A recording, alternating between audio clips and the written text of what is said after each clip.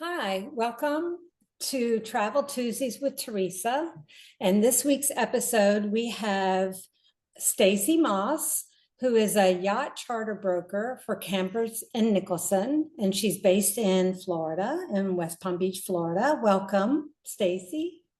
Thank you, Teresa. Thank you so much for having me.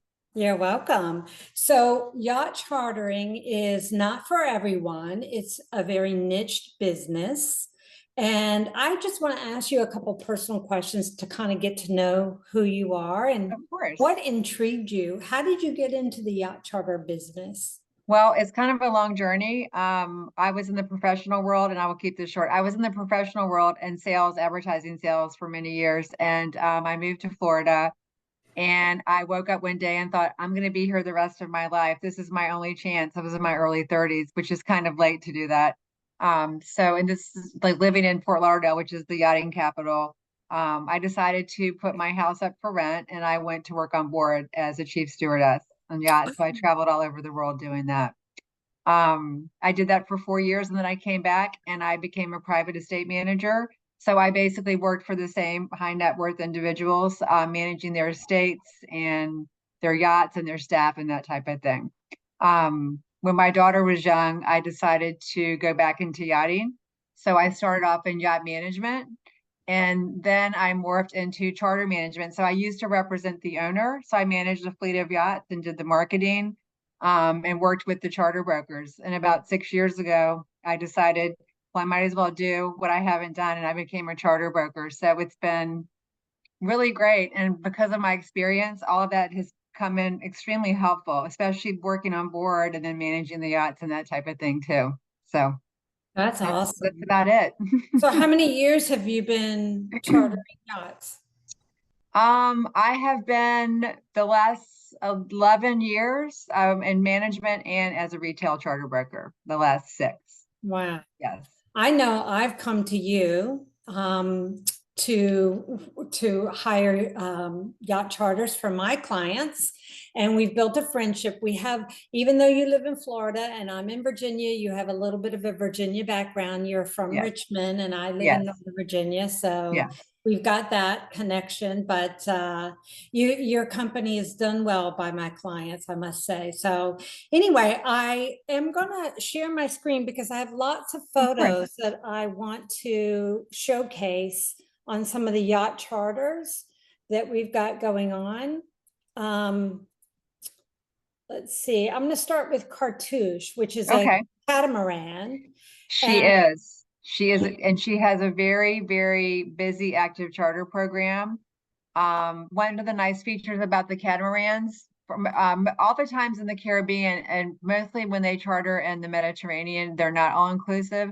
But in the Caribbean and the BVIs and the USVIs, the catamarans are typically all inclusive, which is great because all of your expenses are included, your food, your beverages.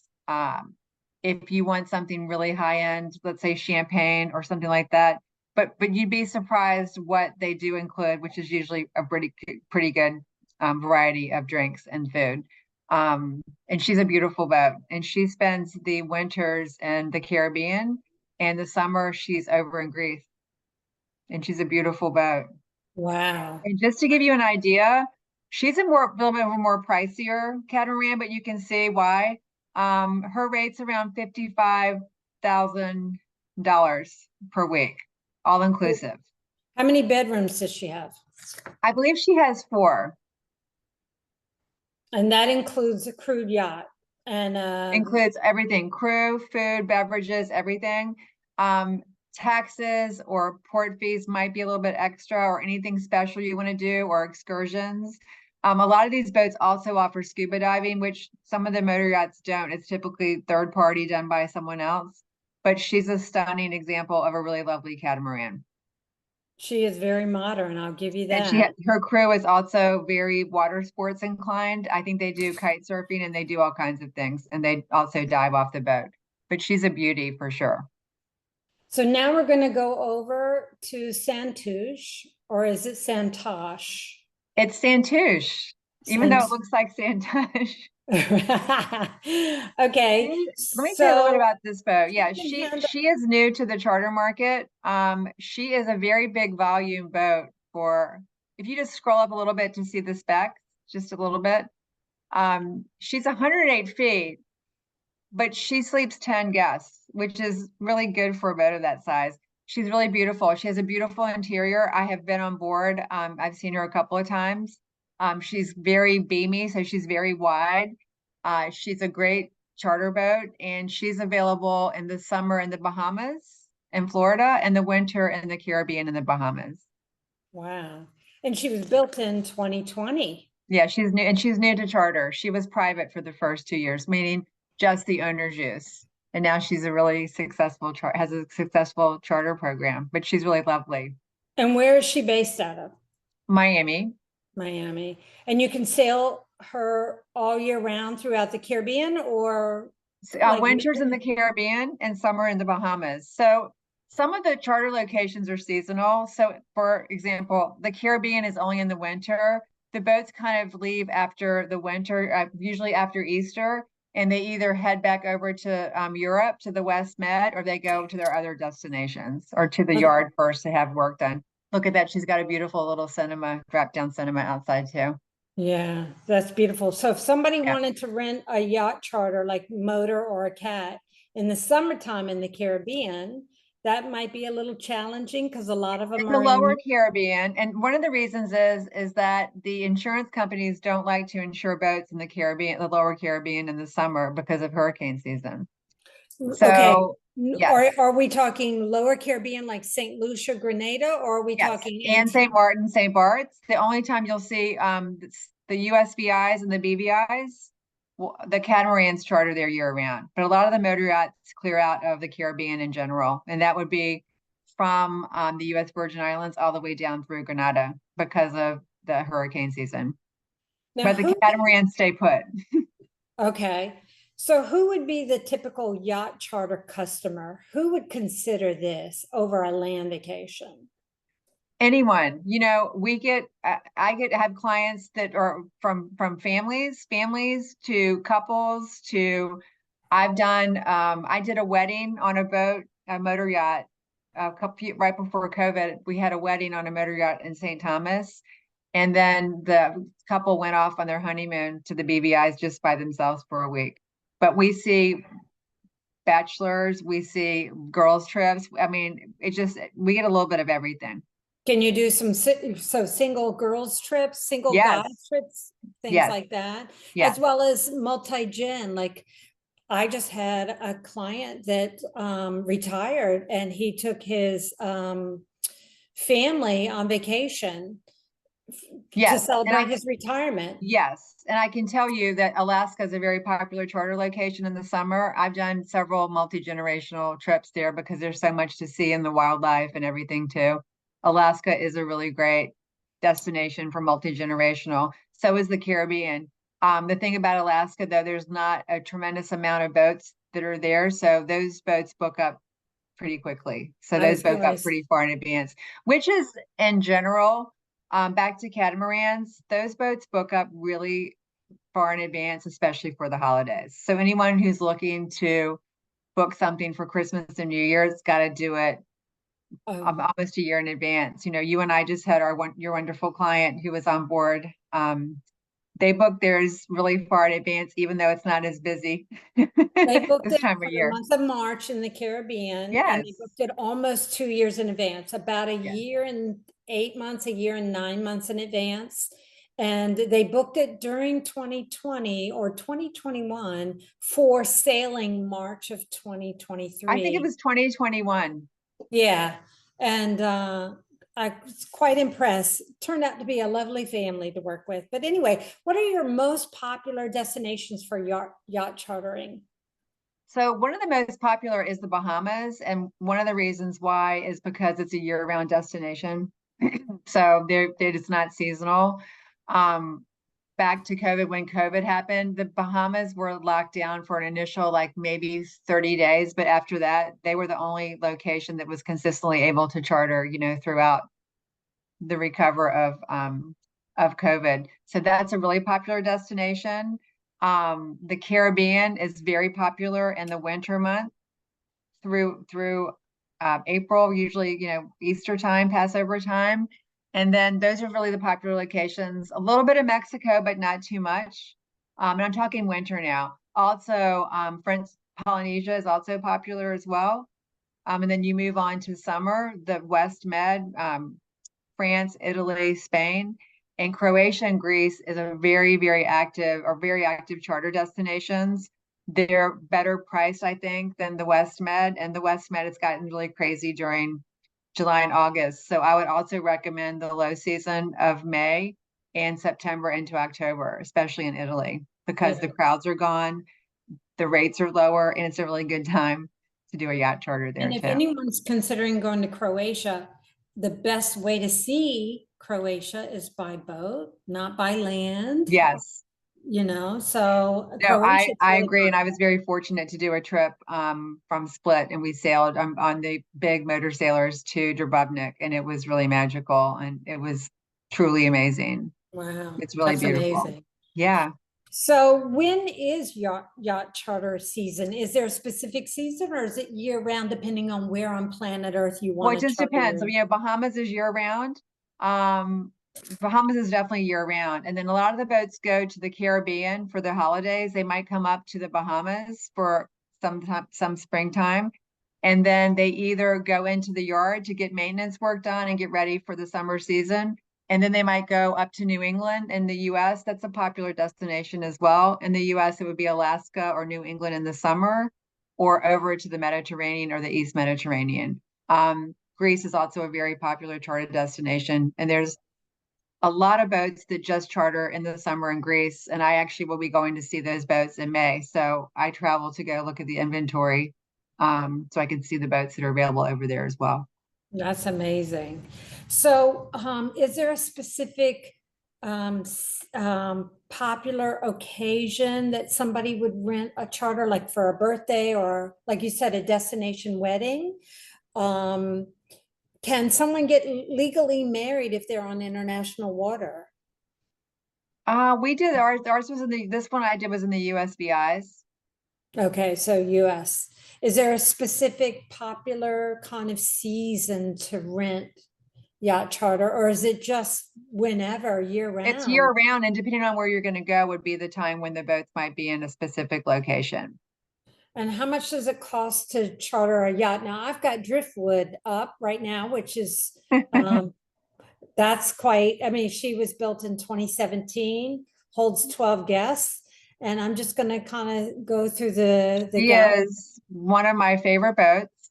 The last couple years, so the owner is the GoPro founder, very Oh, really? extreme sports guy. If you look at the pictures, they are extreme sports. All the crew members are certified in kite surfing or scuba. The owner has spent a lot of time in Panama and Costa Rica.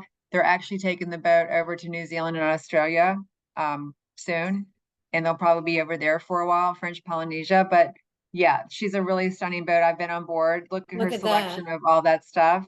She's beautiful, Zen, Buddha, really lovely. Yeah, you can tell. Look at that. You can even tell these photos are like GoPro photos. I She's mean, got it all. who would have known? So basically, if somebody is watching this and they're wondering if they can afford a yacht charter, what is the typical price for a yacht charter? So for people who have have a certain budget and they looking at to spend, like, depending on I want, it's not low budget but a lower budget. The catamarans are definitely the way to go. They're all inclusive, so you know exactly what your costs are going to be up front. You can get a catamaran starting at 45 feet, all inclusive, $20,000 and up, I would say. I What mean, there's some season? Would that be Christmas season or would that that be? would be anytime but the holidays, and usually there's like a 5 or 10% premium just for the holiday weeks for Christmas and New Year. Yeah, we call that festive season. That's known Yes, as we the do too. travel festive season. A lot when I talk to my clients and I'm like, do you want to go during festive? And they're like, what's festive? And it's Christmas and New Year's festive Yes, season. It's the most yes, expensive time of the year to travel, it and you is. have to book a year and a half, some in some cases 2 years in advance. But there's a surcharge and usually a minimum during festive. But if you're not traveling during festive, then regular pricing, I would imagine. Yes, and that's why St. Bart's and that area is, as you've seen, is really super busy. I mean, there's hundreds of yachts in the harbor there on New Yeah, Year's Eve. that looks like a GoPro photo right there. Yeah. Now, when you say the catamarans are all inclusive, what about motor yachts? Are they? So motor yachts typically, no, they're not all inclusive. So it's everything is based on the charter fee.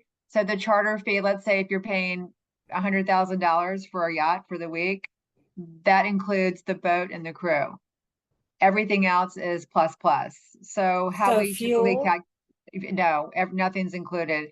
What we do is we take the charter fee and we calculate a percentage of the charter fee for provisioning. And it's called the advanced provisioning allowance. And that allowance will cover any costs associated with the charter, including fuel, food, beverages, alcohol, shore excursions, dockage, any costs that are associated with the charter will be taken out of the provisioning. So you've got the charter fee of $100,000. We're seeing the APAs now up to 35%, 40% in the Bahamas because the cost of everything has increased so much, No. especially fuel. And provisioning has become very challenging in the Bahamas because of where they are. So a lot of people will fly things in, or they'll be over here in Florida and they can try and provision at least for some of what they need before they come over to the Bahamas. But the provisioning is running about 35% in other locations. So catamarans is not only a more economical option, but it's fully inclusive of fuel and provisions, correct? Yes, beverages, just about anything. There's a lot of the catamarans offer scuba, and they will say, okay, the charter fee also includes up to 2, 3 dives per person a day or something like that too. So that's a really good value. A lot of the motor yachts don't do the scuba for insurance purposes off the boat, but they'll like bring someone on and it's paid for. I mean, it's extra. It's called rendezvous diving, where you do it through a third party. Wow. And these Look at this these boat, I know.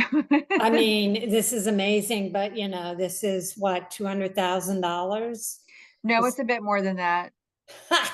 Of course. She's around 325 a week. Wow, that's crazy.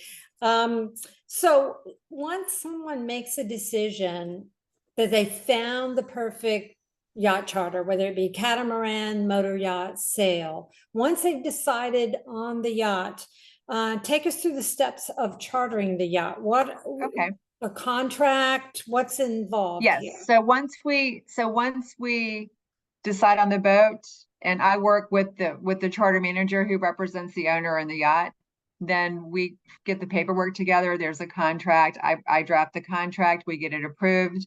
And then once that's approved, I generate the contract and an invoice and wire details. We send that to the client. The client signs the contract first, then the owner. Usually it's about a week process between when you receive the contract to sign it and get the owner to sign and send your deposit in. So how the payment works is when you sign the contract, 50% of the charter fee is due as a deposit on the charter.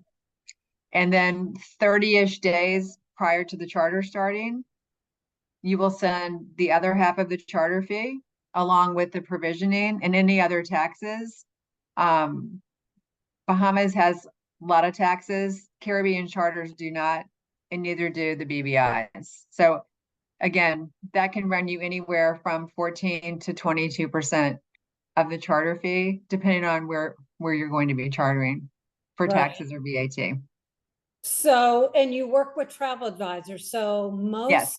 most clients will reach out to a travel advisor to figure out which boat or yacht charter, whether it be a sailboat, a catamaran, or a motor yacht. And then the travel advisor would work directly with you. And then Yes. at some point, once that agreement is signed, we all synergize together and we do conference calls and we Well, work. we do, and it's important to know that the contract is between the charter client and the owner, and I'm on the contract, so I facilitate all of that happening. And then, if the charter is like less than 30 days, then all the money would be due upfront, then we would do that. But it's really important to note too, that once the final payment's in, we have really specific provisioning forms. And these are used for the clients to put down all of their food allergies and restrictions. It's very specific on what time do you want breakfast? What do you like for breakfast?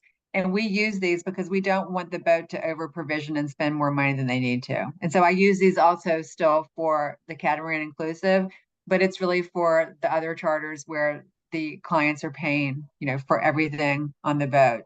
So the preference sheets are very important and they're very specific. So once we get those, as you know, once we get the preference sheets, I send those to the boat. And we typically schedule a phone call with the client and with us to discuss, itinerary and food, and the chef will get on the call. So it's very specific. And, we're involved in every aspect of this until the client finishes the charter and gets back home and gives us their feedback. And we take care of the gratuity, which is additional on top of the rest of the fees as well. Right. So speaking of gratuity, how Yes. much is the gratuity? Like what percentage would they So pay? gratuity is usual and customary, but it's at the complete discretion of the charterer, anywhere from 10 to 20%. 10 So to 20% of what? The grand of the total charter fee, no, just the of charter fee. just the charter.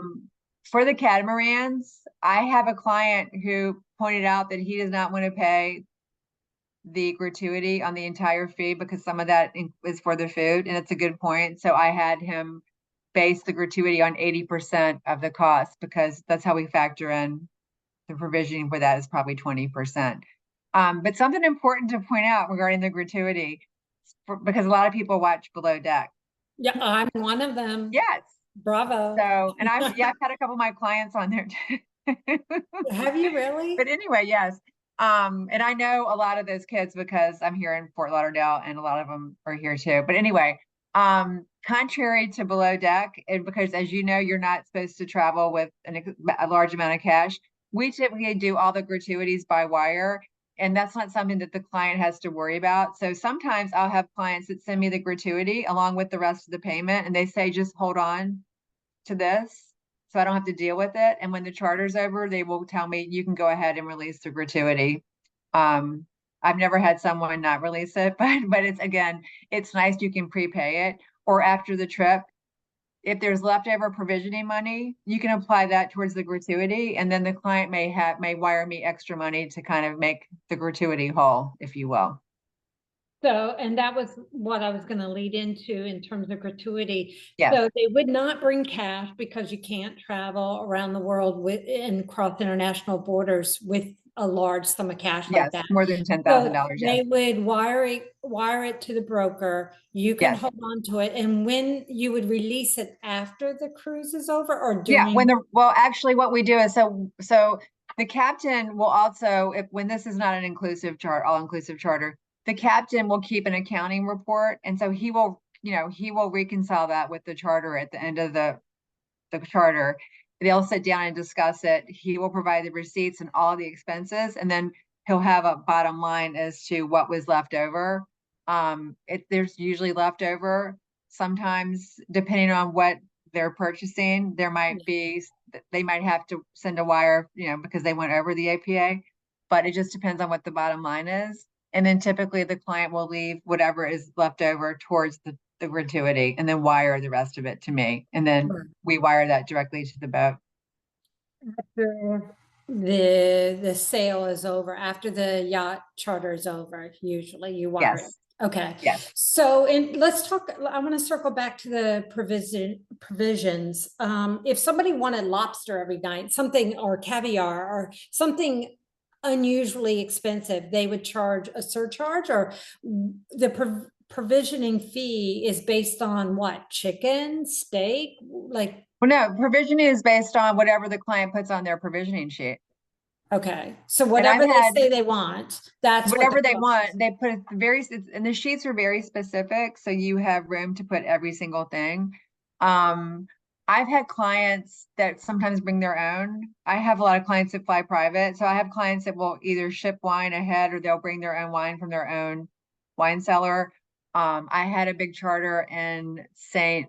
Bart's a few weeks ago, and they brought a lot of their own, just different specialty things. Right. Again, it depends on what your budget is. And then this crew had to fly in provisions from Europe, and that's what they wanted. So again, it just depends. And all of these chefs on the catamarans, on the motor yachts, they're all really good trained chefs. So I think people are sometimes, surprised. Even on, well, our client A, who just finished his charter, he had a fabulous chef on board, and that Yeah. boat's reasonably priced. Oh my So God. yes. And I even called you. I saw his Facebook photos and I'm like, oh my God, this is like a Michelin star restaurant. This F&B, the food and beverage was out of this world. And I wasn't even there eating it. I just saw the photos and I was impressed. And he had a catamaran. He didn't even have a motor yacht. And I'm like, wow, No. this is, And also, the quality of the beverage list for the all-inclusive is really good. I have some people sometimes think, oh, well, I'll probably want to, send additional money to buy special things, but they have really nice, really great cocktails and wines and spirits and things like that. So typically, people are really pleasantly surprised. I think client A was pleasantly surprised about that as well. yeah, I got really positive reviews when he got back. And I showed pictures to one of my friends who works for the British Virgin Island Tourist Board. And I showed her the photos, the F&Bs, and she's like, I wonder what chef did he get? And I'm like, well, here's a picture of this. I know him. I went to high school with him. It's such a small world in the travel industry. Everybody knows everybody, but if you're not in the travel industry, you know nobody. But when you're inside of it, everybody knows everybody. Yes, So especially it's down in that BVI's as well and the US Virgin Islands, because it's the same. Yeah, it's a culture, and it's a lot of younger, I want to say kids in their early 20s, but you get a little bit of everything there too, but they all know each other as well. That's awesome. Yeah. Well, Stacy, this has been really informative. I really appreciate you joining us today and educating us on yacht chartering. And if anyone is interested in chartering a yacht, whether it be for a retirement or a singles group or a destination wedding or a multi-gen Thanksgiving trip, please, Yes. yeah, right. Thanksgiving trip. So reach out to me. I'm Teresa from Honeymoon Islands, and I'll put my contact information below the YouTube channel. But I appreciate you joining, and hopefully somebody will be inspired by this webinar. And I hope it educated and inspired somebody to get out of their comfort zone and expand your horizons and do something different. And So Teresa, I want to thank you so much for having me, and to let your audience know, it's just, I thoroughly enjoy working with you. It's been a really wonderful working relationship so far. So I look forward to our next yacht charter together. I do too. Well, thank you, Stacy. Thank you I'll so be in much. touch. You Thank too. you. Okay, Bye, thanks. Take care. everybody. Bye-bye.